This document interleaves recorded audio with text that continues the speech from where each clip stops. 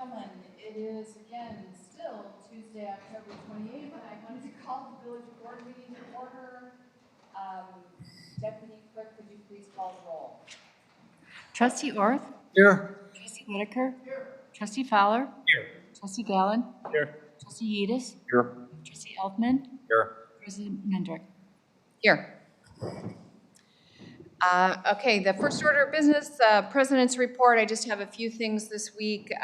First of all, I would like to extend a sincere thank you to the Northfielders Garden Club for planting the spring bulbs in the village, in front of Village Hall last week, and we look forward to seeing their beauty in 2026. So thank you to all the 25 or so members of the Garden Club who were here working on that.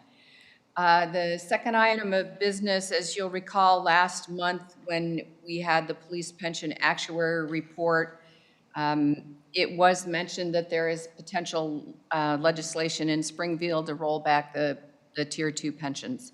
Senate Bill 1937, if any of you want to follow along. It is currently in the House Executive Committee and will likely be taken up during Wednesday's hearing, tomorrow's hearing. As we discussed last month, this would be a significant impact to our budgeting should the legislature move forward, move forward. The Northwest Municipal Conference, of whom we are members, is advocating on behalf of the member communities, and we will keep you posted on any updates. Item number 3, our public salute for retiring Fire Chief Mike Nystrand will take place on Friday, November 14th at 1:30 p.m. at the firehouse. A very traditional fire retirement ceremony, I think, is what we have planned. And then there will be an open house at the fire station from 2 to 4 p.m. following.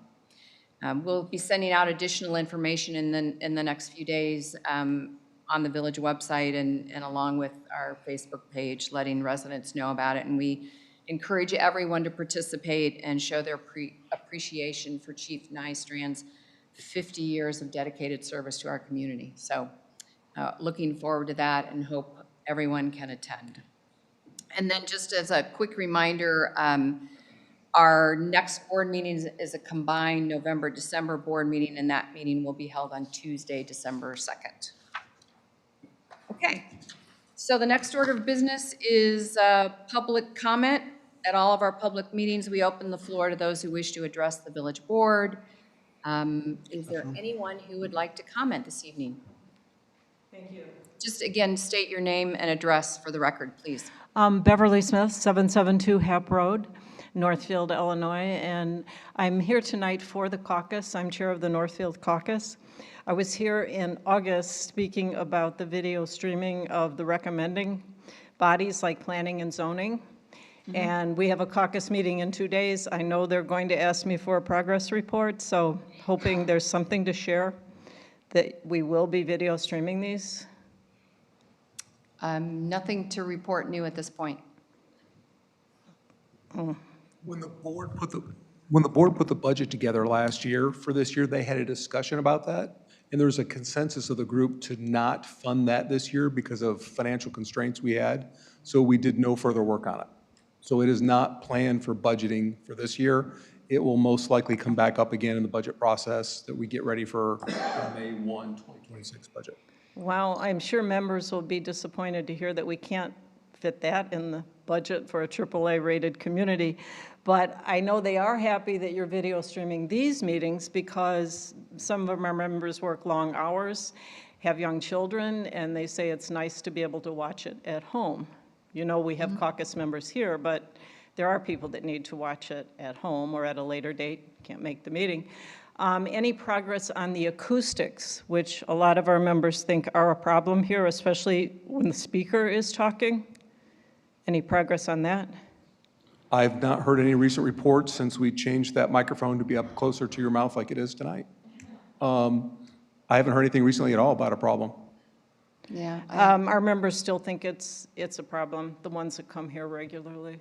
You're saying So I'll sitting in the report back. room, not listening to the audio at home, sitting in this room. It is not a problem. When I have listened myself to a meeting after the fact, the audio is very good. That's why I'm sure improvement could be made in the boardroom.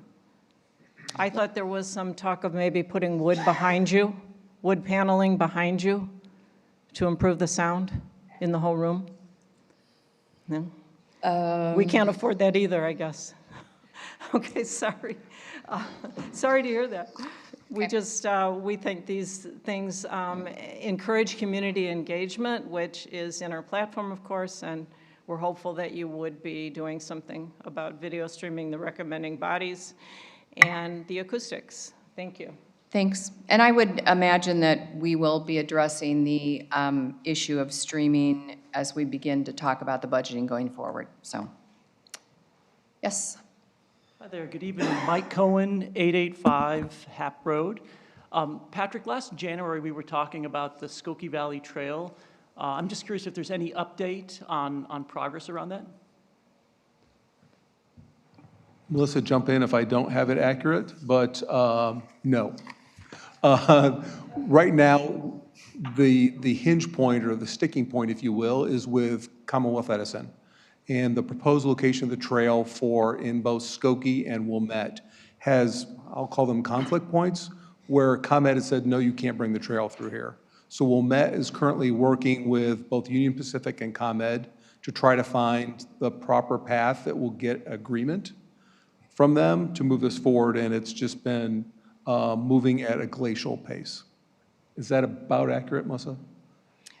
Well, you finish, Mike. Well, I and was then- also curious about the Northbrook section, and if you know anything about that, because they were ahead of us by about a year or two, and I haven't seen any progress there either. I don't know if you know anything there either. I think no one's going, or I don't think communities are going to start investing in actually constructing it until they know that it's going to be the link. Gotcha. So we have sections that we could build in our town, but until we know it's going to be connected to something, we're waiting. Okay. I did have a meeting last week with the surrounding Village Presidents where we got together to talk about issues, and I had a conversation with the Village President of Wilmette to ask her if we could, as the elected officials and the elected presidents of our villages, work together to try to encourage our state reps to help us with the issues in the Wilmette area and to see if we could get some help from our elected. So we'll see where that gets to. I mean, we know it's obviously important to all of us, and so we're trying to do the best we can to help the process.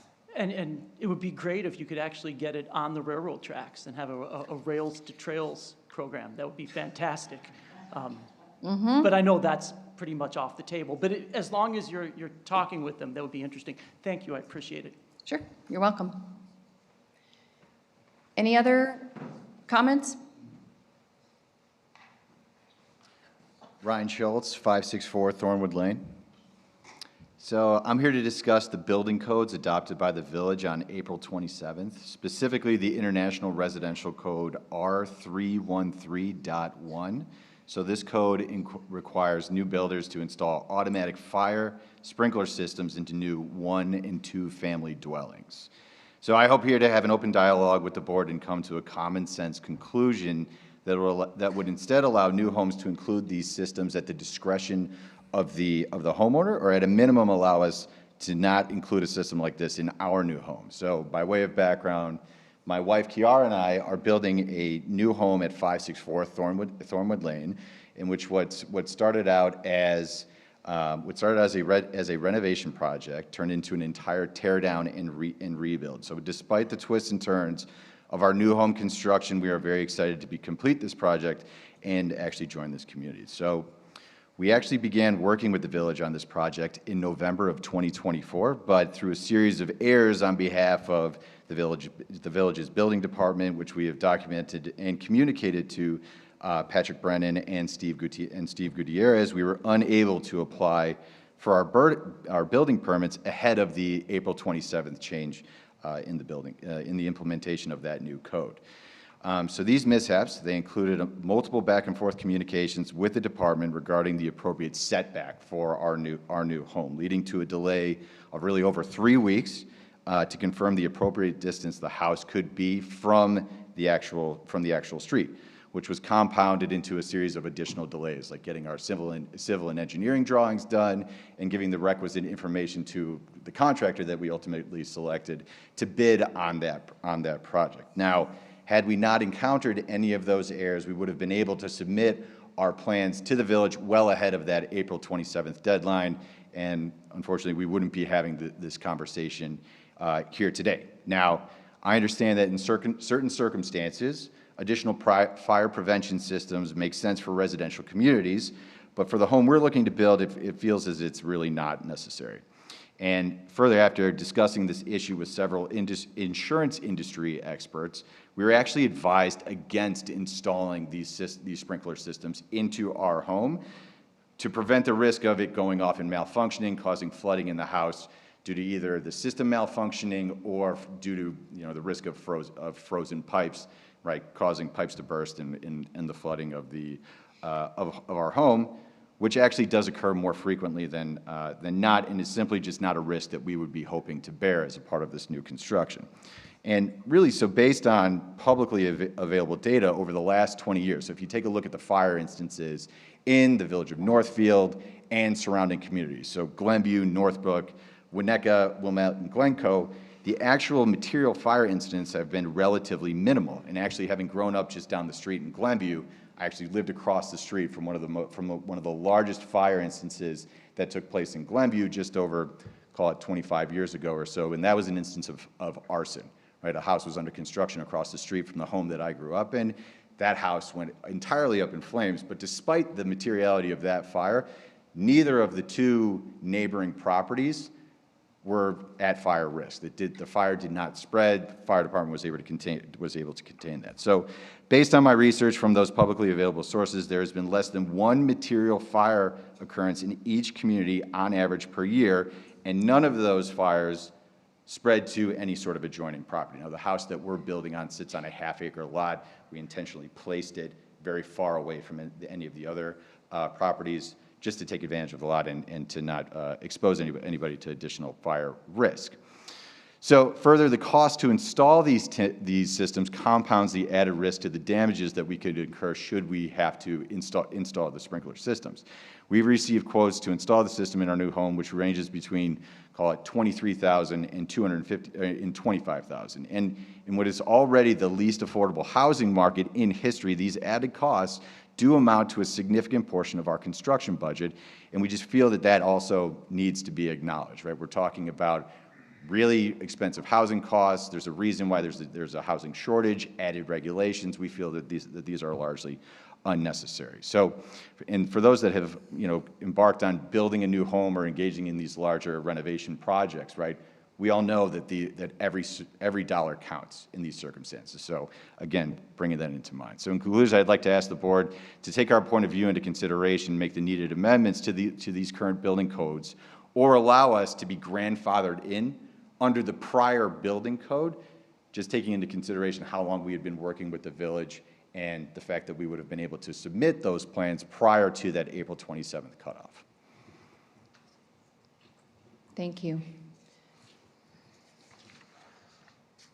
Patrick, did you have anything you wanted to? I've got a lot that I'd love to say. I know it's not Patrick, but I think being public comment, do we even respond?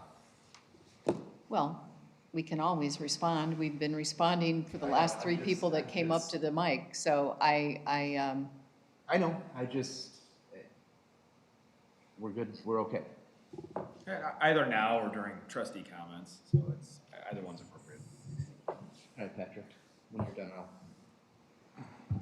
My only response is I disagree with some of the timing inferences made, but his permit, the family's permit, came in at about 3.5 months, if I remember correctly, after the ordinance took effect. At that point, we had not received any permits, so the new ordinance takes effect for that home. And we've been back and forth a number of times about what the options are. Has the board wanted to reconsider this ordinance? The response I got was no. And Mr. Schultz is here tonight to again ask you face to face, would you reconsider that ordinance? Or there's nothing in the code that I'm aware of that could allow you to bypass the building code. So you have to actually do something to repeal or change the effective date of the ordinance, is my understanding. That's all I have. Greg, is that your? Yeah, that's correct. The building code doesn't have a zoning variance type procedure that you'd see for the zoning code. So the way the standards are set is typically how they're enforced unless the board decides it wants to adopt a local amendment to waive any provisions in the International Building Code suite. And I presume that we would be opening ourselves to other requests if we decided to change it 3 months hence. Presumably, yes. There's likely more people out there. Okay. Well, wouldn't we already know that? Wouldn't you know if there would be an added, like, new house or building applications since the new codes have been We would put certainly into know that place? there was And you new would know who- construction, but You would know who had already had been engaged with the village to get, to coordinate, right, zoning, permitting, all the steps leading up to submitting those final building plans? But much like your situation where staff did put a note in all correspondence to you that said, there's an important zoning code Well, update, all- and I would, so I mean, we've been that back was and. there. Well, So we've the been back same and forth on situation that. could happen here, that if the board were to make that change, there may be somebody else in the design process that would come in months from now making the same assertion you are tonight. Yeah, but you would know that. You could quickly understand how many people you've been engaged with, which I can't imagine that there are too many doing that. And you could measure that risk, if that is sort of a risk that you could even qualify it as a risk. Well, I I have would a al- comment. I have a comment. Go ahead, yeah. I said the day we passed the ordinance, it was one of the biggest accomplishments this board ever achieved. I was a fireman. And I will challenge you, and I'm not going to publicly challenge you, to prove that sprinkler systems in residents are more of a hindrance than a help. And I will tell you, I've seen plenty of house fires, I've seen plenty of apartment fires, condo fires, where sprinklers save lives. Totally, absolutely. And I think that requiring it was this board looking out for the well-being of our residents, not overstepping our authority, but taking the best interest in the safety of our community. And I really, I hear your story, I hear what you said, but I'm struggling with your argument that sprinklers are not beneficial. So I'm not arguing that sprinklers aren't beneficial and don't prevent fires, right? They absolutely do. What I would say is that it's on the onus of the homeowner to make that decision about how they want to manage that risk within their within their home. And that can go Right. with a lot of things. And- You put in a security system or an alarm system. I understand. But we require sprinkler systems in homes now. Up until, but that change only took place on April 27th. So now the average home in the village of Northfield is about 57 years old, right? Just according to publicly available data. So up until this time, right, over the prior 57 years on average or so, that hasn't been applicable or not. So folks have had the ability to make that decision for themselves. Now, I agree with you that in certain circumstances where I acknowledge that, right, in my comments, like apartments, condominiums, where there's a high density of people living in the same proximity to one another, where that risk of fire spreading to additional homeowners and putting additional lives at risk is significantly elevated relative to the scenario that we have taking place on Thorwood Lane. A more densely populated place. I'm talking about human life. I am, yeah. So what's the difference So there? I'm not arguing, I'm done, I made my point. I'm proud of us as a village requiring residential sprinklers, and I will stand by my choice and my decision to vote in favor of it. And I will not, that's all I have to say. Okay. I would like to piggyback on that because, again, as many people here know, but some don't, I've had 45 years in the fire service. I started my career in Northfield when I was 20 years old. I've seen what the death has been caused by fires, and had those residential homes been sprinklered, residential sprinkler systems aren't necessarily designed to stop the fire. They're there to save lives. So what they do is they allow you the time when that fire sprinkler goes off, and I think people have a misnomer, you have a better chance of a water pipe bursting in your home from frozen pipes than a sprinkler pipe. If installed properly, the sprinkler head does not activate unless there's an actual fire. The sprinkler head does not malfunction like a smoke detector. There's a misnomer as far as that goes. And as far as sprinkler systems in the residential home, it's not about the neighboring homes catching fire and protecting your home. It's about the fire that starts in your home, whether it's a kitchen fire, laundry room, basin by the furnace, and then tied in with a residential fire alarm system. When that sprinkler activates, it gives you the chance to get out. It does save your property, and it does save lives. And that gives us the option to go in there and put the fire out and save your property and save lives. There's been some fires in Winnetka that they had recently where the homeowner, after the fire was put out, when they rebuilt, they installed sprinkler systems, and that was long before they were required to. You see in the whole region how many communities have residential fire sprinkler ordinances. There's many ordinances and codes, and the ordinances and codes, whether it's the electrical code, the building code, the plumbing code, are there to protect unscrupulous builders, people doing homeowner work themselves, and the homeowner being protected from themselves. So I agree, and I echo the sentiment of what I've seen in the fire service in my long time being involved in Northfield, Wilmette, Highland Park, Libertyville, and Northbrook, that sprinkler systems save lives, and I am very proud, and I echo Tom's thoughts, that it's protecting you. And it also, when I dispute the... Isn't that my choice? No. To protect myself? It's Oh, not. It's not because when you go to sell your home, the sprinkler system's been installed. So now your value, your homeowner's insurance, because of sprinkler system, is going to be decreased. It's protection when you're not home that you can't put a price. What's your life worth? What's your wife's life worth? What's your kid's life worth? You can't put a price on a person's life, and sprinkler systems save lives, period. And I'm not here to dispute it. I'm just echoing his thoughts, and that's why we did this, and this is long overdue. And go take a look at all the communities in the region that have had residential sprinkler codes. Take a look at Long Grove. They were one of the ones many, many years ago that had residential sprinkler code ordinances. So it's there to protect you and your family, and also in the big picture, yeah, if the fire gets really out of control, it also protects, your neighbors. Yes, I would argue that the onus to protect and make that choice resides in the homeowner relative to any sort of local ordinance, right? And the data would indicate that this is a very low fire risk community and part of the country and part of the state. Like, the data indicates that, proves that, relative to even other parts of the state. So there's a reason why this hadn't been implemented prior to then, right? And I'm also talking about other structural issues related to the housing market and the state of the housing economy here in the United States, right?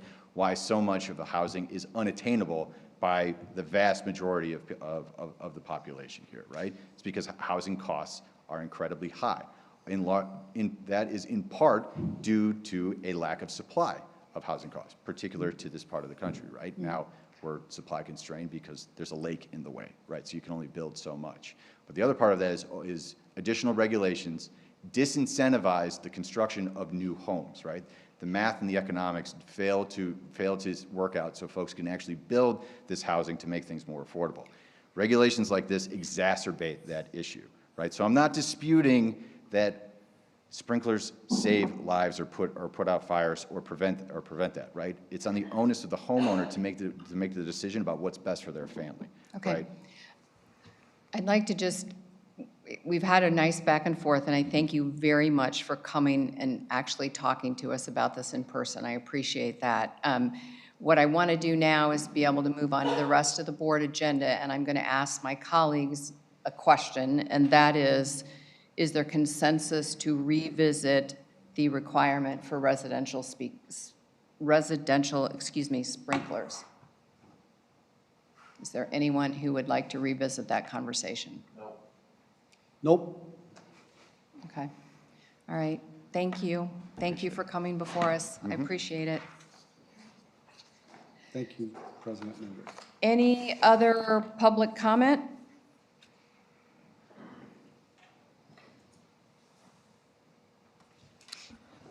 I will speak directly into this. And please forgive me if I sound ditzy. I'm very tired from staying up to watch the World Series this morning.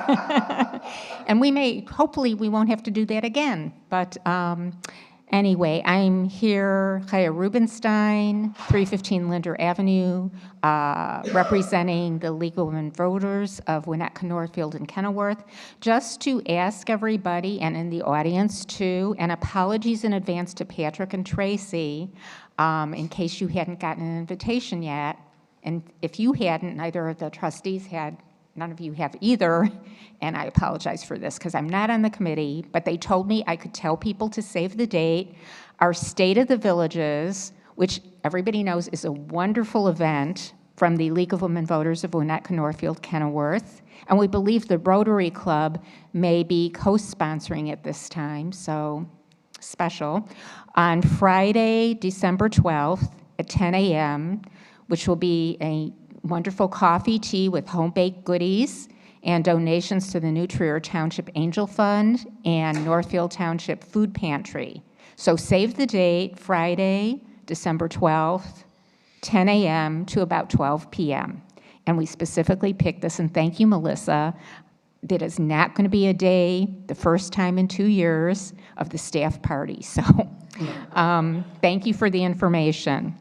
Now, Kaya, what location was that? I'm sorry, did I? oh, thank you, that's important. The Winnetka Congregational Church Okay, thank you. on Pine Street in Winnetka. And just Thank you. Before you take that hat off and move on to the Oh. next thing, Button. we did receive an invitation, and Patrick and I will both be there. Oh, wonderful. We're very excited. Thank you. That's great. Thank you so much. Now, I'm just speaking for myself, actually on behalf of Chabad of Northbrook, the Friendship Circle, Rabbi Zelig Moskowitz, who is the director of the Friendship Circle. And you may know about the Friendship Circle. It's really wonderful, where there are young people, mostly from Glenbrook, North and South high schools, because that's Northbrook, who help other students who may need certain kinds of help. And it's just a wonderful organization. But this year, the Northfield Park District has agreed to have our menorah lighting for the third year in a row at Clarkson Park on Thursday, December 18th at 5:30 p.m. And we have to apologize. It has nothing to do with us. I'm looking up. Hanukkah is going to fall during, I guess, the winter break, so maybe many people won't be able to come, but not as many as last year when Hanukkah coincided with Christmas. So we hope you'll be able to come, people in the community. It's a wonderful event. Again, Thursday, December 18th, 5:30 p.m., Clarkson Park. Please be there. A third announcement I have to make is that I have a lot of plastic bottle caps, and last time I gave it to Go Green Northfield, and if anybody has plastic bottle caps, get in touch with them. Please give them plastic bottle caps, because Northbrook, and I know you wanted park benches here, Northbrook Girl Scouts made a beautiful park bench out of plastic bottle caps recycled for the Northbrook community. So I'm hoping that people will give bottle caps to Go Green Northfield, and that we can have some beautiful park benches. I actually have enough to make at least 2 park benches. So please do that and contact Go Green Northfield. And just my last comment as a resident, I would really like to thank, Village Hall and the Northfield Fire Department, but I'm sorry, if you had a Halloween decorating contest, the Northfield Police Department would have to win, because your Halloween decorations are spectacular. And it very much scared me when I was driving down Walnut and I screeched on my brakes. And I haven't seen any police department, and maybe I haven't looked, but I usually drive by Skokie and Glenview, and I haven't seen any such decorations on the police department. So thank you very much. That's all I have to say. Thank you for all those updates. Anyone else? Yep. Hello. I'm Kiara Pucci. I'm Ryan's wife, again at 564 Northwood. And I just wanted to say I'm really excited to become a member of the community. We're living downtown while we build this house on Thornwood, and I look forward to joining many a meeting with hopefully a lot of ideas and participation in making the community even better than it already is and all the things that, drew us here. And I wanted to thank Tom and Charles, it's our first time meeting, for what it sounds like is a lot of thoughtful consideration around the fire code. And I just, with the concern for the community that has been shown regarding this issue, I'm wondering when the next code will be passed to require sprinklers in every home in Northfield. That is the code. I don't know. What we adopted is the International Building Code, and they come up with updates to that for the United States periodically every 2 or 3 years. And we are usually at least a cycle behind. So that code requirement is really what guides our decision-making process. I don't imagine that most communities would go and ever have to go retroactive, where they said a home constructed 50 years ago would have to install sprinklers. I'm not saying it's not out of the question, but I have not heard of any discussion of that process. I would love for the board to consider looking into that, just knowing that our house will be the only one in several blocks that has this precaution taken. Out of concern for every member of the community, I would really encourage it, knowing how, proud everyone is of it and how many lives it can save and property damage and things of that. We don't want any of that to happen here. And so it would be my suggestion to require it in every home. I'm sure a lot of you all even live in homes that were built many, many years ago. All sorts of things have to be brought up to code and are not, and that makes me nervous now. I don't want my home to be standing out as the only one that has taken those safety precautions. Okay, thank you. Steve, the code that we have, it requires all new construction to have fire sprinkler system. And then if you do a renovation over 50%, it's also required. So if you did a renovation where 51% of your home was being renovated, then you would be required to bring that up to the current code. So there are things in place for that. All right, let's move on to approval of bills and disbursements for September of 2025. May I have a motion to approve the bills and disbursements from September 1st through September 30th of 2025? Movement to approve the bills. Second. Okay, Patrick, any items that you wanted to point out? Sure, just a couple of highlights. You may notice that as you look at the bills and payroll list, the left column lists check numbers. You're starting to see more and more checks with a bracket, a number, and then a letter after it. That's our conversion trying to go through ACH and electronic checks as a way to get paper checks out of the mail stream as much as possible. So I just want to point that out as you see that growing list. Staff has done a great job reaching out to companies, getting their information so we can electronically make those transfers. Other than that, page 8 of the packet, Clark Dietz, the rapid flashing beacon design work is for $8,455. And then we're still waiting for comments back from the county again on that. And then page 10, you may notice that Safe Built had been pretty behind in their billing. We're getting that caught up before we get too close to the end of the fiscal year. That's all I have. Is the new computer system helping with that at all, with getting this stuff better, you think? It has. Generally, any bill over a certain amount I look at, and I hate to say rejected, but we kick back to staff and say, hey, this didn't have the month on it. So on a description for things like uniform rental, we ask staff to put the month of rental in. So near the end of the year, it's really easy to look and say, oh, wait, we didn't see the June bill. So we don't get behind at the end of the year financially. Okay. Thank you. We just did that. Any comments or questions from the board? So anything from the public related to this? Okay, Deputy Clerk, please call the roll. Trustee Orth? Yes. Trustee Whitaker? Yes. Trustee Fowler? Yes. Trustee Gowan? Yes. Trustee Yedis? Yes. Trustee Elfman? Yes. Motion carries. Okay, item number 5 is the omnibus vote. These are all consent items. We use one vote to approve a number of items. Are there any items any board member would like to remove from the consent agenda for discussion? Okay. Deputy Clerk, could you please read the consent agenda items into the record for us? Thank you. There are 4 items. The first is the approval of the minutes from the September 30th, 2025 meeting. The second is the adoption of an update to the fund balance policy.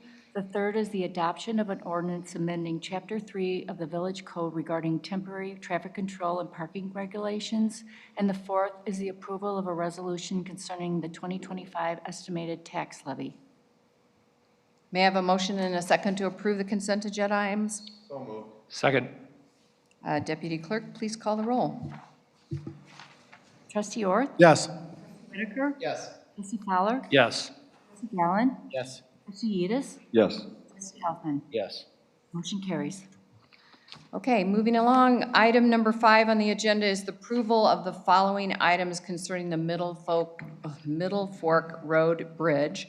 A memorandum of agreement with certain residents, a professional services agreement for design services in the amount of up to $70,000. May I have a motion? So moved. Second? Thank you. Patrick, can you please go through some background on this for us? I would be happy to. This is bringing back the item that we've talked over a number of times. It started at the committee of the whole meeting with a request from residents to have us look at this as something that we could help them with. We had put out a request for proposals process, asking for design services to help coordinate that process. We had gotten a number of responses back, 3 to be specific, and those ranged a little bit wide in prices, so we got clarification. What we're seeking tonight is this authorization to work with the residents in that area and allow the board to allow me to enter in a professional services agreement with basically the low proposer as agreed to by the resident group. The request for $70,000 lets me get the 2 low proposers in to that, and as I understand it, there may be another proposal coming out through the resident group that will be put into consideration. The first piece on that, your item A, is a memorandum of agreement with the residents. Before the village starts to expend funds, Greg was kind enough to put together a memorandum of agreement that helps us with the residents to say, this is how this process will work. They agree to contribute funds in advance of this project so the village does not end up holding the bill, if you will, for professional services. Okay. All right, any comments or questions from the board? I just have a comment. In terms of the standard when they go through this design work, I know right now it's wood. The sides are wood. Is there a standard that the village is looking to get to related to the bridge? I know it's your bridge, but at the same time, what oversight is the village? What oversight the village is going to have or input into what is actually the final product? I'm just trying to understand. Most of what will drive that is likely the Illinois Department of Transportation and Illinois Department of Natural Resources, who will dictate basically how much it has to clear the river and then its load carrying capacity. From the village perspective, we would look at it and hire our engineering firm to make sure that the design will achieve what the intent was. For us, we want to make sure it'll carry our fire equipment. That's really the most heavy equipment we have that would cross it. Beyond that, we'll let those agencies dictate. Got it, thanks. I wanted to follow up on a couple things. I really appreciate all the work that Patrick's put into on behalf of the 20 families who live there. You know, it's above and beyond his call of duty. I think it's a lot. I do remember 2 months ago when they came in, we encouraged them to form an HOA. So we had a center point, and I haven't heard any movement on that. It doesn't seem like there's an HOA, and I have real concerns about Patrick having to coordinate and spend time communicating directly with 20 families. I really think we need them to form an HOA to move forward. I don't think it's a fair use of resources for you to contact 20 families individually. And I do think for this project where they're working with us, they need to have some concessions and come together. And I also think, you know, the time you've spent, there's no financial cost, but there's a lot of time you've spent on this. And there's a lot of effort you've put, a lot of coordinating that you've done. You know, I think we got to have some reasonable expectations for what the village is willing to do and where we can pass off to them, the individual residents there. And then my other concern is the disparity of the estimates. I worry about the concern. There's some huge potential additional costs, you know, given the disparity of those, the initial estimates that were provided. I'm just worried that this sets a precedent moving forward and I'm worried the village could be on the hook if something goes wrong. You know, it's going to be very hard to get 20 individual families to agree on something. So I think we need to have them more centralized. The memorandum of agreement helps a couple of the items you raised. One is I have one single primary contact for the resident group. So like, if the board authorizes this agreement this evening, I won't have to go out and contact each of the 20. The resident group will take care of that. The second piece is liability. Greg has been good about drafting that such that we're protected, that if there is a situation with the design, the village is not exposed financially. And just a quick comment on the HOA side. Talking to residents, they're actually looking at potentially an SSA, special service area. It's kind of similar to what was discussed earlier, but a little bit different in the sense that it's almost like an HOA light because it can happen faster. So there are attempts right now to try to figure out how to get kind of a group with one point of contact, but not going through that longer HOA process, just so it can speed along. So there are attempts being made by the residents back there. Okay, any other comments from the board? Any comments from the public? All right, Deputy Clerk, please call the roll. Trustee Orth? Yes. Trustee Whitaker? Yes. Trustee Fowler? Yes. Trustee Allen? Yes. Trustee Edis? Yes. Trustee Elfman? Yes. Motion carries. Item number 6 is the approval of the following items concerning the West Frontage Road Water Main Project. Number 1, a resolution awarding the project to Everlast Blacktop Incorporated in the amount of $805,950. And B, a professional services agreement with, Orba for construction management services in the amount of $80,212. May I have a motion? Motion to approve. Second? Second. Patrick, would you like to give us some background on this? Yes, I'd be happy to. This one's had a little bit of a long tooth with us. You may recall that this went out for bid several months ago, and we had a single bid for over $1 million, so well above the engineer's estimate. I got involved, and we actually redid the bidding process approach, and we have allowed this to something that can go for over winter work. We also put a cover sheet on the bid, so it would be a more like a display panel, if you will, for the bidders to be able to say, oh, wait, this is something I'd be interested in. As a result, we got 8 strong bids for this project. Unfortunately, the costs were well above what we anticipated. However, having 8 bidders really does give us a sense that this is what it costs to put a water main in. Over the past winter, we had another break in that main, the same section that the crews were repairing. And unfortunately, it's just reached the point where we need to replace this to avoid continuing these problems.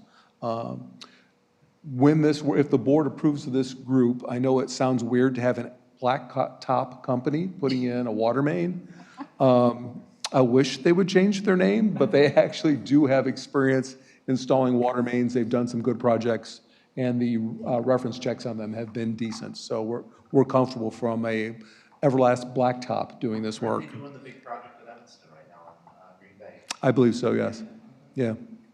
So the second piece is when this happens, having construction management services for a resident engineer to oversee that work. That's the piece where Ciorba is recommended as the proposer. We also obtained price estimates from Gewalt Hamilton, who actually designed the water main, and their cost was over $20,000 more than Ciorba doing the work. So we'd recommend Ciorba do the construction management services for this project. Patrick, what is the address range that water main is going to be replaced? That's like from the curve at Frontage and Central all the way down to the curve at Tower, or how far down is this water main being replaced on? It goes approximately from the curve northward 1,300 feet to the business just south of the car dealership. Okay. And it's currently on the east side of the roadway. We're going to put it in the west parkway. Because I know the water main there is very deep, so that's probably part of the exorbitant costs. When they've had breaks in the past, you look at how deep the holes and how deep they have to dig to replace that, so that probably Yeah, adds. the new one's going to go in, and we believe in the ballpark of 6 feet deep, which is a normal for water main, but we may have to make some lower connections. Thank you. Okay, any comments from, or questions from the board? Anything from the public? All right, Deputy Clerk, please call the roll. Trustee Orr? Yes. Trustee Whitaker? Yes. Trustee Fowler? Yes. Trustee Allen? Yes. Trustee Yedis? Yes. Trustee Huffman? Yes. Motion carries. Thank you. Item number 7, authorization to execute an agreement with White and Company for architectural services for the library branch in the amount of $136,400. May I have a motion for approval? So moved. Second.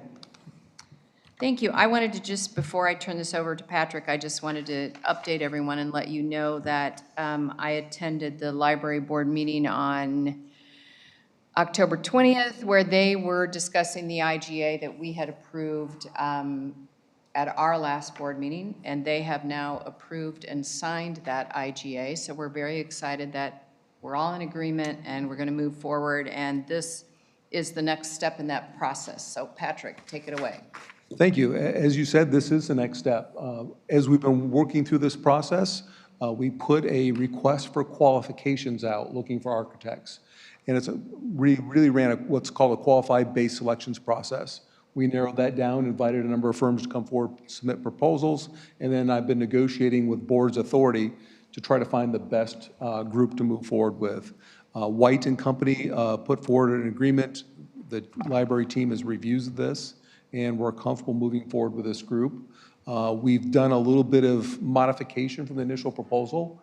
The initial plan was to get 3 concepts through schematic design, which is a lot of heavy design work that you're going to throw away 2/3 of it at the end. So working with White and Company, we restructured that to take 3 concepts forward to determine are they feasible and then cost estimate them. So if concept A is really nice, but you realize it's $20 million, you discount that one, go to the next before you go through designs. So that's what's taken a little bit of time to bring this forward. But the current proposal is for $136,400. That gets us 3 concepts reviewed and gets into schematic design with one of them. And also civil engineering to see that the land around the area will support what concepts they're looking at. As we sit today, I don't know whether it's going to be a multi-story expansion, a horizontal expansion, or revising what exists. That's part of the design work of the architect, but we'll keep you posted, assuming this passes. And that was a significant savings by changing the scope for them from 3, not going through schematic on all 3 designs, right? Close to $45,000 or $50,000 savings, yes. Yeah. Patrick, what's the timing on this? You were going to ask. That's what they asked me at the board meeting, too. I'm like, we won't know for sure until they get through the civil engineering, but we think this is going to be 6 to 8 months for us being in the spot where we have picked a preferred concept and let them start working forward to design that. Great. Thank you. I think it's also in some ways going to be better because you're going to have to do the hard work of deciding what you want on the front end instead of on the back end after you have these glorious, designs to look at, and then you kind of have to walk back. This way you've sort of agreed in theory to start what you can really put in that space and do with it so that we don't have the number's going to be 20 million or whatever. I love the way you've negotiated this, so thank you for that. Any other comments from the board? Just a question, what's the status of their lease now, though? How long is it? I know we extended it. When is it up? I don't remember. It is current. The plan was through this process that there's a chance that how this expansion happens, the library may need to vacate. So under the memorandum of agreement, they would essentially leave the building, stop paying rent, and we would have a new lease negotiated. At the time, we're going through the final design process before we put this out to bid. So there's an agreement in place to cover the long term while they're in the new building, so roughly a 30-year lease. So we'll do incremental extensions if we need to, but I honestly don't remember. March is coming to my mind for some reason. Okay. Any comments or questions from the public on this issue? Be nice for this to finally get going. And Yeah. We've done a lot of work. I mean, it's been going on for a couple board cycles here now. So again, I appreciate the work that you've done on this, Todd and Patrick and Tracy, and, you know, it's been a big collective effort to try to get this going and with the library board to finally see this to fruition. Okay. It's a novel. It truly is, no pun intended. Yeah. And Matt is, Trustee Gallen has done a great job. He attends every meeting and says nice things about everything we're trying to get accomplished. So we are really excited about getting it moving, even though it still seems like it's going to be a long time, but at least we can say we've started, so. Let's see, Deputy Clerk, to you, please call the roll. Trustee Orth? Yes. Trustee Whitaker? Yes. Trustee Fowler? Yes. Trustee Gallant? Yes. Trustee Edis? Yes. Trustee Elfman? Yes. Motion carries. Okay, item number 7 is trustee liaison reports. I think I started on my right last month, so I'm going to start on my left. Ed, anything to report from your Nice. committees? You know, it's nice to go first because then you just can't steal all my thunder like he usually does. So there will be a zoning board of appeal meeting coming up on November 5th. We haven't had a meeting in a while, but there's 2 things on the agenda there. So that come one, come all, next Wednesday for that. We did have a HAP Road meeting where we discussed, I think the biggest thing we really discussed was having the committee work in almost 2 subcommittees. One subcommittee working with the residents, another working with the businesses to solicit more input across the community, essentially, to make sure that when we go through that HAP Road process, that we are hitting everything we need to hit on that front. We want to make sure that the public has the input they need to have in this process as we're going forward. So that was the biggest takeaway from that meeting, I would say. It didn't go particularly long because it was more about getting into those subcommittees than anything else. I don't think I missed anything on that front, Andrew. No, it was, trustees. unfortunately, it's pretty sparsely attended. We also went over some history of the project, the discussion about it, and discussed in general the 2040 plan and some background. Yep, I'm just trying to make sure that everything really incorporates together in what we're trying to do. So that's everything I have for this. So I think it's fair to, I'm sorry, excuse me. I think it's fair to say that the initial timeline that I laid out here some months ago is going to be extended just because it's taken a while to get things rolling and to get people to attend, or to be, consensus of 14 people to attend a meeting, so. I think one of the hardest things to do is get 14 people to attend a meeting that all have families and jobs and other obligations. But, and then we're running into holiday season. So that's part of splitting into the subcommittees as well, is this is the right time to not necessarily have as many in-person meetings, but go out into the community and actually work that side of it for the next 6 weeks or so. Thank you. Yep. Anything else? Nope. Trustee Gallen. Library, you guys heard it. For the Northwest Municipal Conference, they are having a retreat for their strategic plan on November 15th. And they are also putting together a working group on e-mobility issues. The goal is to engage the General Assembly on a statewide basis to come up with some sort of policy so that all the villages and municipalities don't have a patchwork of stuff. So it'll be interesting to see how that unfolds. I'll keep you guys posted. Okay. Trustee Orth? The Architectural Committee met on October 14th. They passed applications for signage at 1721 Orchard Lane. They passed an application at 820 Frontage Road for Blue Pearl. They also approved an application to install a higher fence at 1940 Sunset Ridge Road. And the big one was 7 Hap Road, the new Trier project for the new fields that they're putting in, the lighting was approved. I want to applaud New Trier. Obviously, we have an employee here from there. Their presentation was awesome. They actually even brought in lighting to show how the lighting would work. It was an awesome presentation. So, and again, now the next meeting for them is November 10th. The Avoca School District Board meeting that I attended just the other night, they are looking to do about $6 to $7 million for air conditioning updates at the 2 schools. They're also in the process of their budgeting some things, and also to set up a new security system so that when you come to the school, you have to be buzzed in, and that's going to be for, the kids, even at meetings at night. So I think that's huge, and they're working on that, so they're doing a really nice job. A really long meeting is also the Winnetka Park District meeting, which I attended the other night. Typically, they go, and I know I run into Greg's counterpart there. They go anywhere from 6 o'clock at night till quarter to 11 at night, 10 o'clock, so they are very long meetings. They have huge agendas.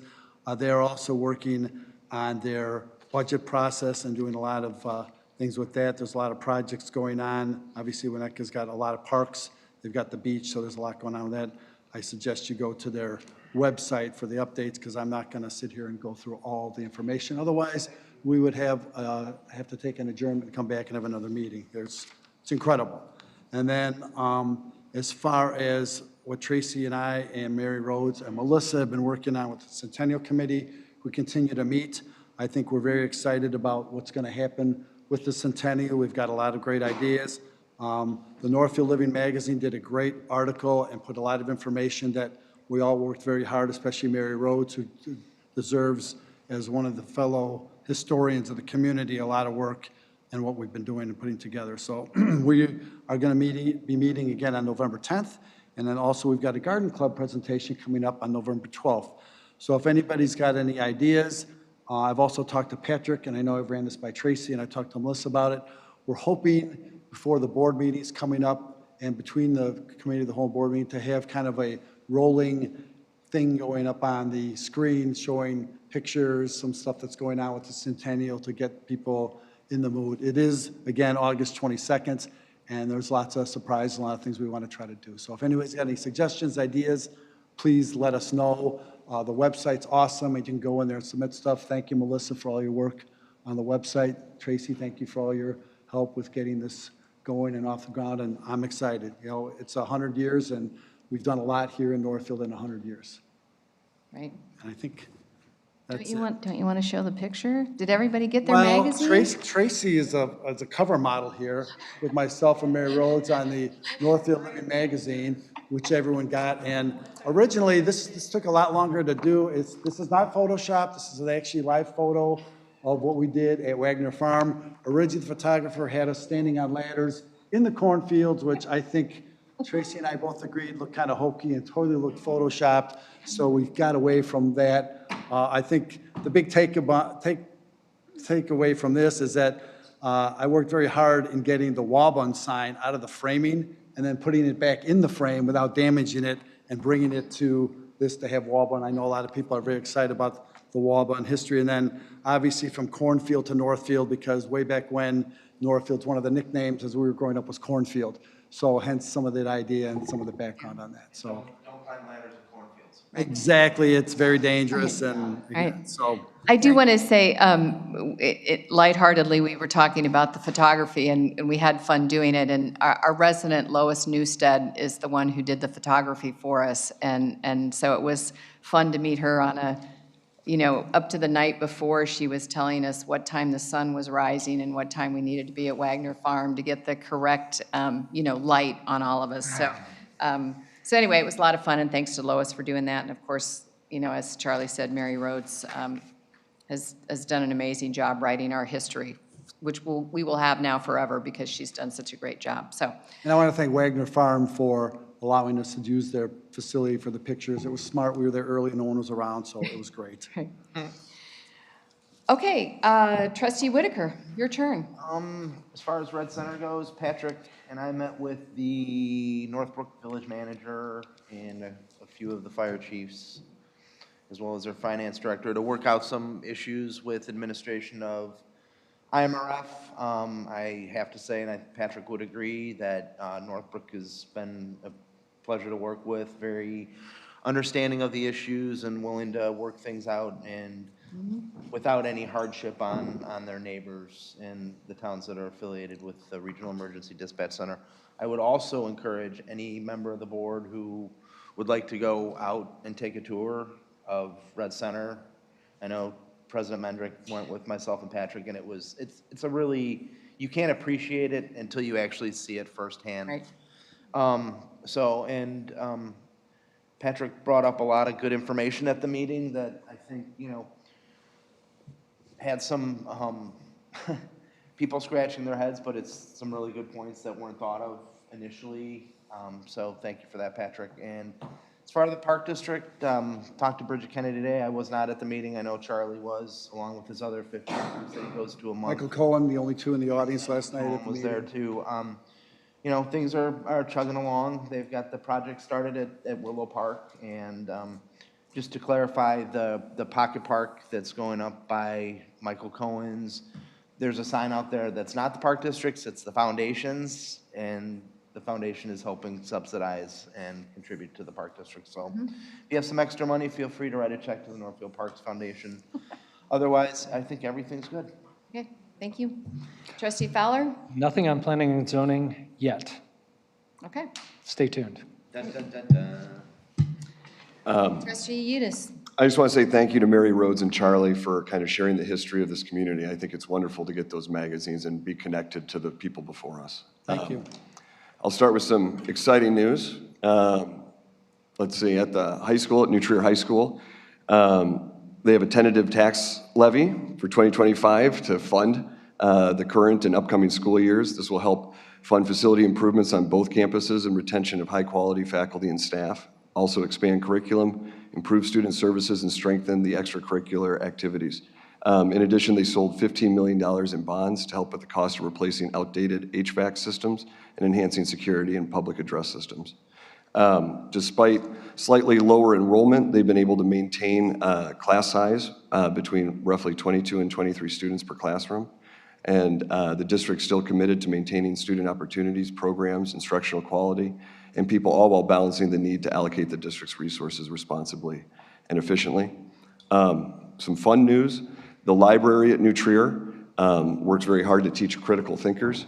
They were awarded and recognized on behalf of their efforts to meet high standards in library education. They're one of 4 schools in the state recognized in 2025.